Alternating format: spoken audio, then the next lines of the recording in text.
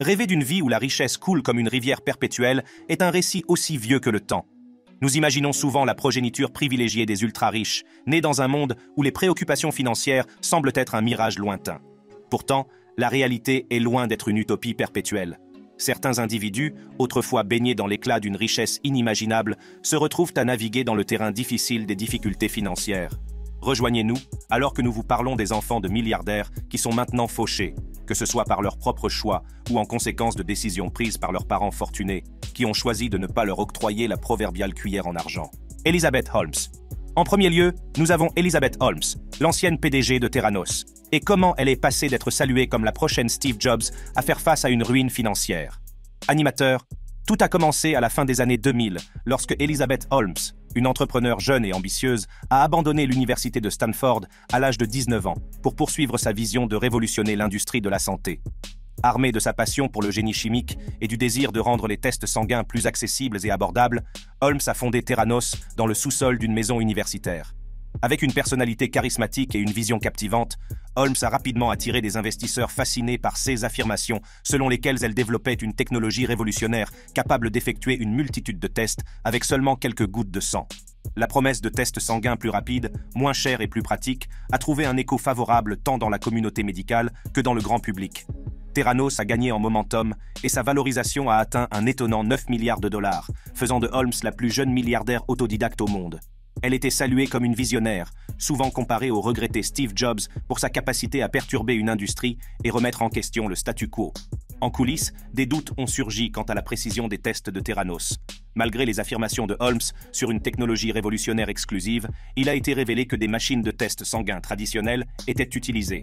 Cette révélation a suscité le scepticisme parmi les experts de l'industrie et les journalistes d'investigation, entraînant des exposés qui ont mis à nu la réalité de Theranos. Holmes a vigoureusement défendu Theranos malgré un examen croissant, niant toute faute et affirmant la révolution imminente dans le domaine de la santé. Néanmoins, des preuves de plus en plus nombreuses ont entraîné des enquêtes réglementaires. En 2016, la Securities and Exchange Commission, SEC, américaine, a inculpé Holmes et Balwani de fraude massive, les accusant d'avoir trompé les investisseurs, les médecins et les patients quant aux capacités de Theranos. L'empire autrefois prometteur de Theranos s'est effondré, ses opérations exposées à tous. La bataille juridique qui a suivi a été intense et complexe. Holmes et Balwani ont fait face à une avalanche d'accusations, notamment des déclarations mensongères aux investisseurs, fraude électronique et conspiration en vue de commettre une fraude. Les charges portaient sur les investissements réalisés dans Theranos, plutôt que sur les résultats de tests inexacts donnés aux patients. Le procès a duré 15 semaines, au cours desquelles le jury n'a pas pu se mettre d'accord sur 3 des chefs d'accusation contre Holmes. Cependant, elle a été reconnue coupable d'un chef d'accusation de conspiration en vue de tromper les investisseurs et de 3 chefs d'accusation de fraude électronique. Le verdict a été un coup significatif pour Holmes et la réputation qu'elle avait bâtie. Les accusations auxquelles Holmes a fait face comportaient une peine maximale, pouvant aller jusqu'à 20 ans de prison pour chaque chef d'accusation, ainsi que des amendes et des restitutions.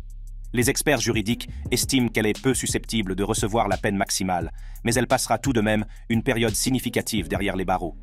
Malgré sa condamnation, Holmes n'a montré aucun remords envers ses victimes. Elle continue de clamer son innocence et a même fait appel de sa condamnation. Suite à sa condamnation, Holmes a demandé un report de sa peine de prison pendant qu'elle faisait appel. Cependant, sa demande a été refusée et le 30 mai 2023, elle s'est rendue en prison pour commencer à purger sa peine. La peine de Holmes a été raccourcie et elle est prévue pour être libérée le 29 décembre 2032. Bien que les experts juridiques estiment qu'il est peu probable qu'elle purge l'intégralité de sa peine, il est clair que ses actions ont eu des conséquences étendues. Paris Hilton. Paris Hilton, autrefois l'incarnation de la célébrité et de la fortune, a connu une chute choquante qui l'a laissé sans le sou et luttant pour retrouver sa gloire passée. Le style de vie extravagant et les dépenses insouciantes de Paris Hilton ont été des contributeurs majeurs à sa déchéance financière. Malgré sa naissance dans la richesse et le privilège, les habitudes de dépenses somptueuses de Paris Hilton ont rapidement épuisé sa fortune. Des propriétés luxueuses aux vêtements et accessoires de créateurs, elle n'a pas lésiné sur les dépenses pour satisfaire ses désirs. L'un des exemples les plus notoires de ces dépenses extravagantes était sa collection de sacs à main de créateurs. On la voyait souvent arborant les derniers et les plus chers sacs de créateurs, avec des étiquettes de prix atteignant des dizaines de milliers de dollars. Chanel, Louis Vuitton et Hermès figuraient parmi les marques haut de gamme qui ornèrent son bras. En plus de son amour pour la mode de créateur, Paris Hilton avait un penchant pour les voitures de luxe. Elle possédait une flotte de véhicules coûteux, dont une Bentley Rose, une Ferrari et une Rolls-Royce. Ces automobiles de prix élevés nécessitaient non seulement des coûts initiaux substantiels, mais également des frais d'entretien et d'assurance élevés. Cependant, ce ne sont pas seulement les possessions matérielles qui ont épuisé le compte en banque de Paris Hilton. Son style de vie festif et ses fréquentes visites dans des discothèques et des stations balnéaires exclusives ont entraîné des factures exorbitantes. Elle était connue pour organiser des fêtes extravagantes et des événements, dépensant souvent des milliers de dollars en alcool et divertissement. Ces nuits luxueuses ont encore contribué à sa déchéance financière. De plus, le manque de compétences en gestion financière de Paris Hilton et ses mauvais choix d'investissement ont également joué un rôle significatif dans sa décadence financière. Malgré sa richesse, elle n'a pas pris de décisions financières judicieuses et s'est fortement appuyée sur d'autres pour gérer ses finances. Un autre facteur qui a contribué aux difficultés financières de Paris Hilton a été ses problèmes judiciaires. Des arrestations pour conduite en état d'ivresse à des accusations de possession de drogue, elle a été confrontée à de nombreuses batailles judiciaires, entraînant des amendes considérables, des frais juridiques et des règlements.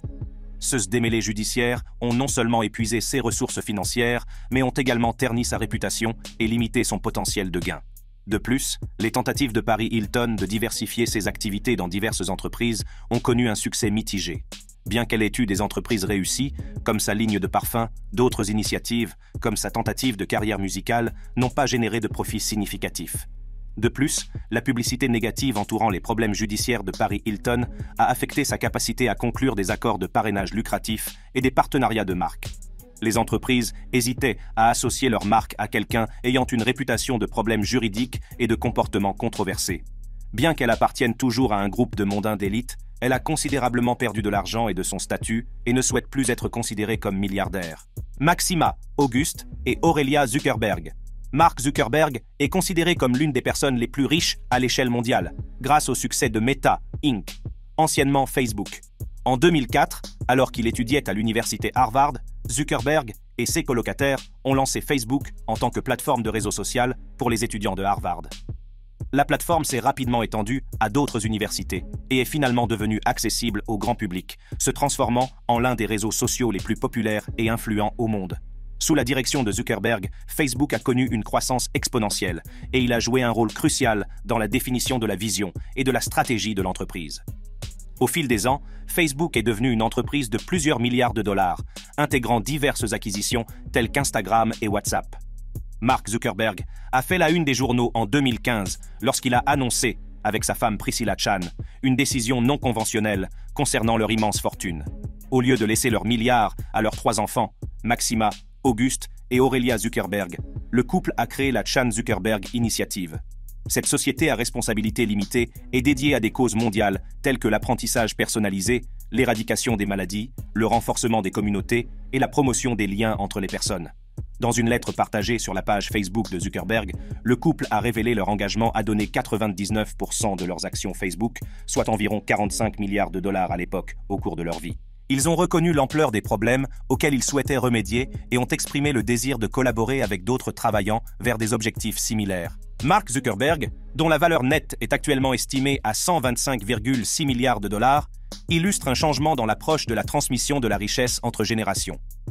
Ayant signé le Giving Pledge, Zuckerberg et Chan ont redirigé leur attention de l'accumulation de fortune pour leurs enfants vers une participation active dans des entreprises philanthropiques. Cette décision s'aligne sur leurs convictions en une responsabilité morale envers les générations futures, mettant l'accent sur l'apprentissage personnalisé, la recherche sur les maladies, la connexion humaine et le développement communautaire.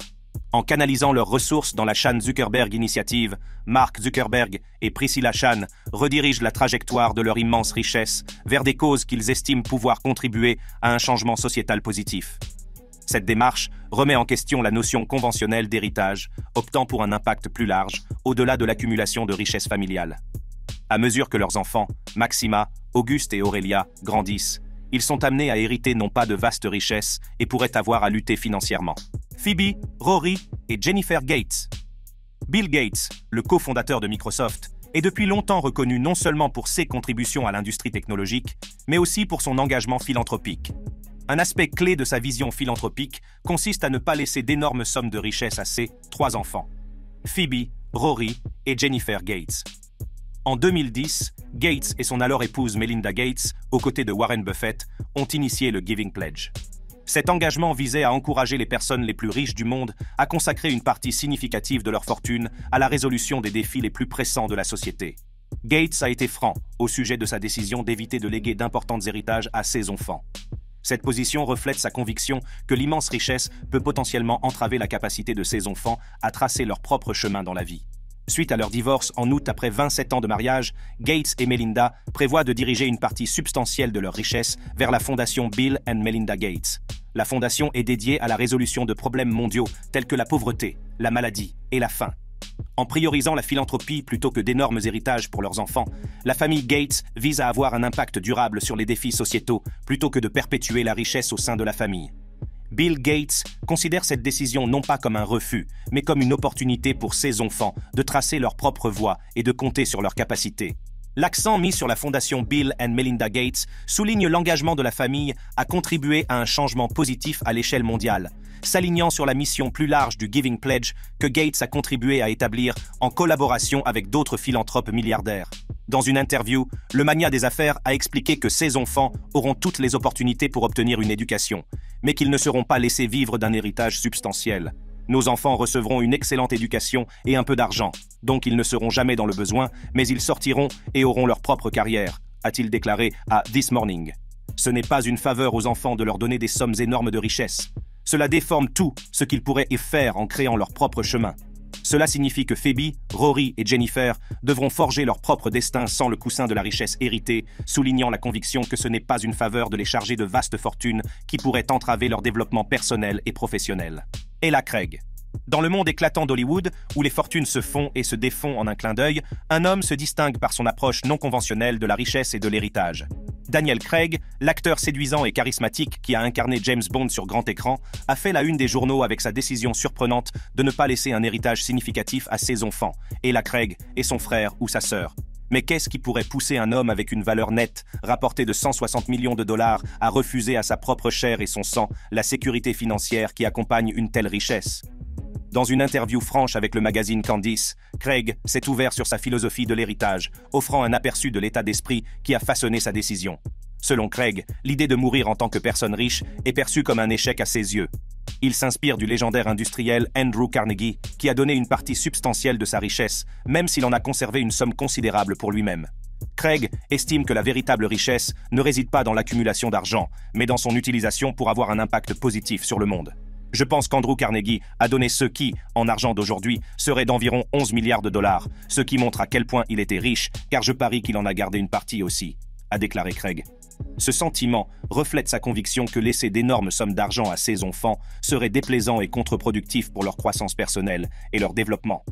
Alors que certains pourraient argumenter qu'un héritage substantiel peut assurer la sécurité financière et des opportunités aux générations futures, Craig a une vision différente. Il croit en l'importance de l'indépendance et de la valeur du travail acharné. En ne comptant pas sur un héritage important, il espère inculquer à ses enfants un sens des responsabilités et la volonté de créer leur propre succès. Ma philosophie est de s'en débarrasser ou de le donner avant de partir, a déclaré Craig avec audace. Son intention est claire, il veut que ses enfants tracent leur propre chemin dans la vie, libres du fardeau d'une immense richesse. En ne leur laissant pas un héritage substantiel, il espère les encourager à poursuivre leur passion et à laisser leur empreinte sur le monde. Bien que la décision de Daniel Craig puisse sembler choquante pour certains, elle reflète ses valeurs et croyances profondément ancrées. Il rejoint les rangs d'autres personnes fortunées, telles que Warren Buffett, qui ont choisi de privilégier la philanthropie plutôt que d'accumuler d'énormes fortunes pour leurs héritiers. En tant qu'enfant de Daniel Craig, Ella Craig et son frère ou sa sœur font face à la réalité de ne pas recevoir un héritage substantiel de leur célèbre père, ils sont projetés dans un monde où la sécurité financière n'est pas garantie. Les conséquences de cette décision pourraient avoir des implications profondes pour leur avenir. L'un des défis immédiats auxquels Ella et son frère ou sa sœur pourraient être confrontés est la nécessité d'établir leur propre indépendance financière. Sans le coussin de la richesse de leur père, ils devront naviguer dans les complexités de la construction de leur propre carrière et stabilité financière. Cela pourrait nécessiter des choix stratégiques, la poursuite de l'éducation ou de la formation et un travail assidu pour assurer leur propre avenir financier. De plus, l'absence d'un héritage substantiel signifie qu'Ella et ses frères et sœurs devront être conscients de leurs habitudes de dépenses et de leurs décisions financières et seront au bord de la tourmente financière s'ils ne s'établissent pas. The Ramsay Kids. Gordon Ramsay est un chef britannique, restaurateur et personnalité de la télévision. Il a choqué le monde avec sa décision de ne laisser aucune de sa richesse à ses enfants. Ramsey a exprimé ouvertement sa conviction que ses enfants ne devraient pas recevoir de traitement spécial ou d'aide. Il veut qu'ils gagnent leur propre argent et ne dépendent pas de la richesse de leur famille. Cette décision découle de son désir d'empêcher ses enfants de devenir gâtés et capricieux. Dans une interview, Ramsey a expliqué « Cela ne va certainement pas à eux et ce n'est pas de manière méchante, c'est pour ne pas les gâter. » Il veut que ses enfants comprennent la valeur du travail acharné et l'importance de construire leur propre succès. En ne leur offrant pas un passe-droit, Ramsey espère inculquer à ses enfants une forte éthique de travail et un sens des responsabilités. De plus, Ramsey a clairement indiqué que ses enfants ne recevront aucune opportunité d'emploi de sa part, ni aucune aide de ses amis célèbres. Il estime qu'ils devraient chercher un emploi ailleurs, apprendre auprès de différents chefs et apporter quelque chose de nouveau à la table. Ramsey veut que ses enfants acquièrent de l'expérience et des connaissances en dehors de son influence, s'assurant qu'ils sont traités comme n'importe quel autre employé et ne bénéficient pas d'un traitement préférentiel. Cette décision reflète la philosophie parentale de Ramsey d'être ferme et équitable. Il veut que ses enfants fassent face aux mêmes défis et opportunités que n'importe qui d'autre, sans le fardeau de leur nom de famille. En ne les employant pas directement, Ramsey s'assure qu'ils sont jugés uniquement sur leurs mérites et leurs capacités. Bien que la décision de Ramsey puisse sembler sévère pour certains, elle est ancrée dans son désir d'élever des individus responsables et autonomes. Il veut que ses enfants comprennent la valeur du succès acquis grâce à un travail acharné et l'importance de l'indépendance financière. La décision de Gordon Ramsay de ne laisser aucune de sa richesse à ses enfants pourrait avoir des conséquences importantes sur leur avenir financier. Ils pourraient se retrouver au cœur d'une crise financière sans coussin sur lequel compter et pourraient se retrouver sans argent. Les enfants de la famille Finney. Charles Chuck Finney est un homme d'affaires et philanthrope irlando-américain, surtout connu pour avoir cofondé la chaîne internationale de boutiques hors taxes, Duty Free Shoppers, DFS. Il a créé un héritage unique en choisissant une voie non conventionnelle pour gérer sa vaste fortune. Contrairement à de nombreux milliardaires, Finney, qui avait 92 ans lorsqu'il est décédé le 9 octobre 2023, a pris l'engagement il y a des décennies de faire don de toute sa richesse à des causes caritatives par le biais de la fondation qu'il a créée, Atlantic Philanthropies. Cette décision a des implications profondes pour ses enfants, car ils n'hériteront d'aucune richesse substantielle de leur père philanthrope. Dans l'esprit du donner pendant sa vie, Chuck Finney a cédé sa fortune à Atlantic Philanthropies il y a plus de 30 ans. Malgré avoir été autrefois évalué à 8 milliards de dollars, l'engagement de Finney envers des causes caritatives ne lui laisse que 2 millions de dollars, soit moins de 0,001% de la somme qu'il a généreusement donnée. Cet engagement en a fait un modèle d'inspiration pour le Giving Pledge, influençant d'autres milliardaires à envisager des approches similaires de distribution de la richesse de leur vivant. Les enfants de Chuck Finney, malgré le fait de ne pas hériter d'une fortune substantielle, comprennent et apprécient l'engagement de leur père envers la philanthropie. Protégés des écueils potentiels d'une immense richesse, ils décrivent leur éducation comme les ayant rendus des gens normaux. Cette perspective reflète un point de vue unique sur l'impact d'un parent milliardaire qui choisit de ne pas laisser d'héritage, soulignant la valeur d'une éducation modeste et ancrée. En 2020, Forbes a rapporté que Chuck Finney avait honoré son engagement de donner toute sa fortune et était essentiellement ruiné. À l'âge de 92 ans, sa mission de vie visant à avoir un impact significatif de son vivant est devenue une réalité. Cet accomplissement remarquable positionne Finney comme un modèle pour d'autres philanthropes, montrant qu'il est possible de distribuer la richesse de manière stratégique et efficace. Les enfants de Chuck Finney ne seront pas les bénéficiaires d'un héritage traditionnel et devront régler eux-mêmes les aspects financiers de leur vie. Georgina et Emma Bloomberg. Michael Bloomberg est un homme d'affaires, homme politique, philanthrope et auteur américain, surtout connu pour avoir fondé Bloomberg LP, une entreprise mondiale de services financiers, de médias et de logiciels. Fondé en 1981, le produit phare de l'entreprise est le terminal Bloomberg, un système logiciel informatique largement utilisé dans l'industrie financière pour les données en temps réel, l'analyse et d'autres outils financiers. L'ancien maire de New York et milliardaire, ayant une fortune estimée à environ 50 milliards de dollars, a pris une décision distinctive concernant sa fortune. Au lieu de laisser cette richesse substantielle directement à ses filles, Georgina et Emma, Bloomberg a choisi d'investir dans des organisations philanthropiques. Ce choix intentionnel vise à contribuer à la création d'un monde meilleur pour les générations futures, mettant l'accent sur l'impact du soutien à des causes qui vont au-delà de l'héritage individuel de la richesse. Dans une lettre du Giving Pledge, Bloomberg a exprimé son intention de donner toute sa fortune avant sa mort, avec une partie importante dirigée vers Bloomberg Philanthropy, son initiative humanitaire. Son engagement reflète une croyance dans le pouvoir transformateur de la philanthropie pour relever les défis mondiaux et créer un changement positif durable. La décision de Bloomberg est enracinée dans une philosophie qui transcende les notions traditionnelles d'héritage. Il soutient que la manière la plus significative d'exprimer son amour pour ses enfants est de soutenir des organisations qui travaillent à la construction d'un monde meilleur, non seulement pour eux, mais aussi pour les générations futures. En redirigeant sa richesse vers des causes alignées sur ses valeurs, Bloomberg cherche à laisser un héritage qui va au-delà de l'héritage financier familial. Fait intéressant, les filles de Bloomberg, Georgina et Emma, sont activement impliquées dans la philanthropie. Les deux siègent au conseil de Bloomberg Philanthropie et participent à diverses initiatives caritatives. Cela suggère qu'elles sont en accord avec la vision de leur père et participent activement aux mêmes initiatives philanthropiques. Bien que la décision de Bloomberg puisse remettre en question les attentes conventionnelles concernant la transmission de la richesse au sein des familles, elle reflète une perspective plus large sur le rôle de l'argent dans la création d'un avenir meilleur.